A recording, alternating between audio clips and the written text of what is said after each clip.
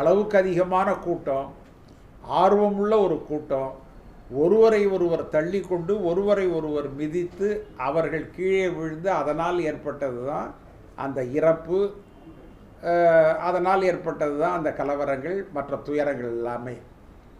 இதில் போய் செந்தில் பாலாஜி தான் இந்த தப்பை செஞ்சார், அரசாங்கம் இதற்கு ஆதரவாக இருக்கிறது, போலீஸ் சரியில்லை, அல்லது நிகழ்ச்சியை நடத்தியவர்கள் தவறு செய்து விட்டார்கள் என்றெல்லாம் சொல்வது அரசியல் ஆதாயத்திற்காக சொல்வதை ஒழிய அனுபவம் இல்லாத காரணத்தினால் மக்கள் திரளை, அது கூட்டம் கூட இல்லை, மக்கள் திரள், அதை கட்டுப்படுத்துவதற்கான வழி தெரியாத காரணத்தினால் இது ஏற்பட்டிருக்கிறது.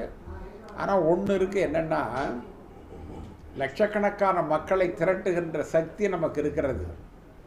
ஆனால் அவர்களை பாதுகாக்கிற சக்தியும் அவர்களுக்கு இருக்கணும், அதுதான் மிக முக்கியம். அதை விஜய் கட்சி செய்திருக்கணும்.